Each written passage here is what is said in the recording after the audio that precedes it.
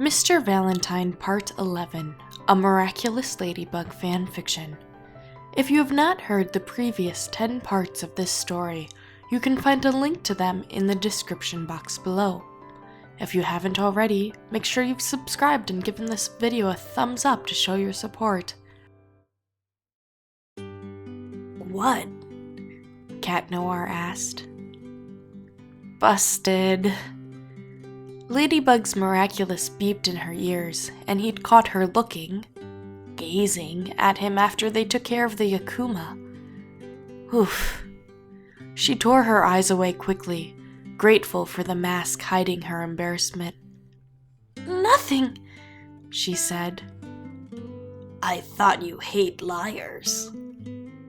Good night, Cat. He stepped forward to grab her arm. No kiss? He whispered. It wasn't a joke. She could tell by the way her breath caught in her throat and his unblinking stare that the boy was serious.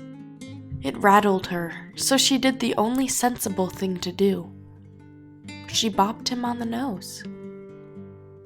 His expression turned from serious to surprise to a sad smile before he sighed in defeat. May I see you again tomorrow? Do you have that kind of time, Cat Noir? What about your job? I can pick you up after school. She hesitated a moment before answering. How old are you, Cat? Me? He blinked in surprise. 15. Huh. Younger than she thought. Masks are deceiving. 14, she said. His jaw dropped and she turned to leave, knowing she broke one of her rules, but feeling like the kitty deserved it. They'd been working alongside each other for more than a year now. Her age was something she could afford to give him. While her emotions were certainly getting the best of her, it was nice to have someone she could trust that wasn't a civilian. Someone who would be able to see the blurred line between Ladybug and Marinette if the chance ever fell into their lap. It was nice to trust someone. Marinette woke up the next day a little sore from lack of sleep. She wasn't looking forward to going to school after staying out all night, but she had no other choice. Playing the role of a superhero made her tardy enough, and the last 2 weeks of sneaking out with Adrien certainly didn't help her attendance record. She couldn't afford to miss another class. Which means she had to see Adrien. Great. Maybe she should give Cat Noir a chance after all. It's not like she'd ever see him again once they returned their Miraculous. That, and he'd be a welcome distraction after her current heartbreak. What would they talk about? What he did for Valentine's Day? That'd be awkward. She froze in place, toothbrush hanging out of her mouth. Adrien spent Valentine's Day with her as Ladybug. She'd forgotten about that. Marinette forgot that she was his date and crush. How had she forgotten? How had Cat Noir gotten so far into her head that she forgot not just about her crush, but even the date she went on with him? Marinette's hands moved slowly as she went to wash her face. Huh. She must be more tired than she thought, that's all. It didn't mean anything. Cat Noir would be a great boyfriend, but she couldn't so much as toy with that idea until she dealt with her feelings for Adrien. It wouldn't be right, both for her and him. The last thing she needed was a rebound. She arrived at school just in time to slip into her desk before the first bell rang, taking away any opportunity for Adrien to turn around and say hi. Phew. Safe. Kind of. The only thing worse than knowing what expression he wore as she sat behind him was not knowing what expression was on his face. Usually she'd be admiring the way the sunlight hit the curls in his hair, but this morning was different. A pit in her stomach assured her that she couldn't pretend she wasn't interested. She kept trying to tear her eyes away, and she knew Alia noticed something was up. It didn't help that Chloe kept sending her smirks over her shoulder, obviously aware that she and Adrien weren't a thing anymore. Time dragged slowly, each tick of the clock longer than the last. This was torture. She'd rather fight an Akuma victim on 3 hours of sleep than sit in class today. If it was just Chloe, she could handle it, but it felt like the entire class was in on it. Even Nathaniel gave her a sympathetic pat as he passed by on his way to lunch. Great. Her wallow in self-pity was interrupted by a rumble underneath her feet. Her guard immediately went up, but by the time she made it to the hallway, it was too late. The opposite stairwell was supporting the weight of the roof. Fear pumped through her as she tried to remember if those classrooms were used during the lunch period. Students were screaming in the courtyard below, running in every direction as Marinette looked for the chaos's source. Her shoulder was suddenly jolted back, forcing her to take a few steps away from the railing.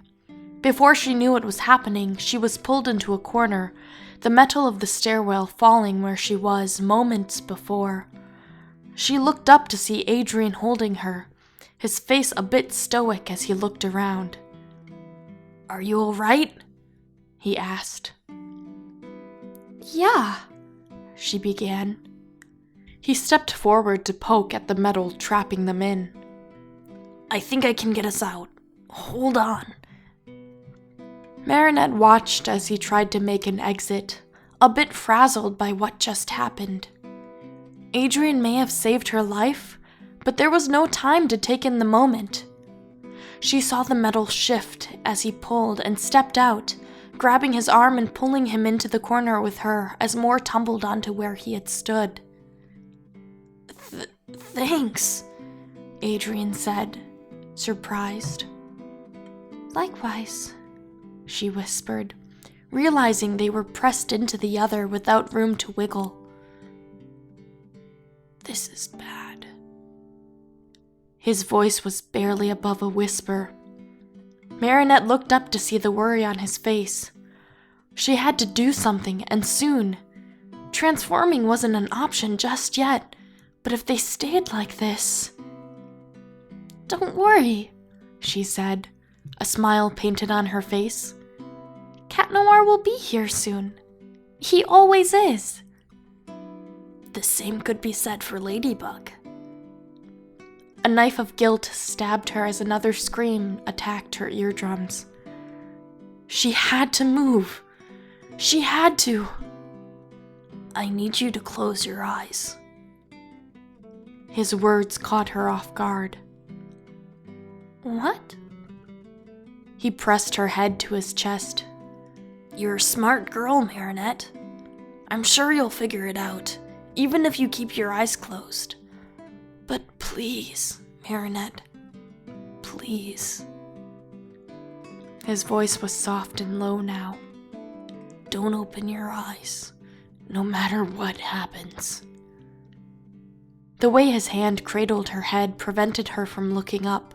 She stood there as he took a long, slow breath and listened to Adrien's heartbeat, a rapid tempo matching her adrenaline.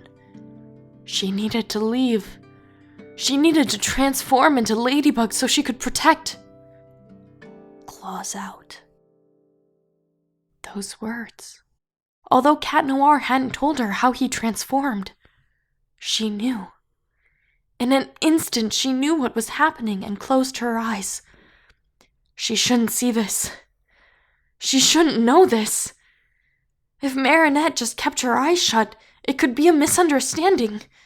She'd be able to say she didn't see it happen. She didn't see Adrien Agreste become Cat Noir, so there's a chance it didn't happen. Marinette felt him peel himself away from her body and inhaled sharply. This wasn't happening. This wasn't happening. Her eyes were closed. She didn't feel cotton turn into leather. This wasn't happening. Oh no. She was hyperventilating. She reached out instinctively. Where was he? She needed her partner. Cat, she whispered. There wasn't a response. The noise of the fight traveled further and further away as her body began to shake from the influx of oxygen as she gulped for breath. Adrien was Cat Noir. Adrien was Cat Noir. That means every time Cat Noir took a hit for Ladybug, for her, it was Adrien putting himself in danger. She let him. She let him every time. Would she have done that had she known it was Adrien? Why was it okay if it was Cat and not someone she knew? Marinette took another deep breath and relaxed slowly. She didn't have time for this. She had to open her eyes and move on. It was time to become Ladybug. Thank you so much for listening. Part 12 is on its way. In the meantime, you can check out these other videos for more fanfiction. I'll catch you next time.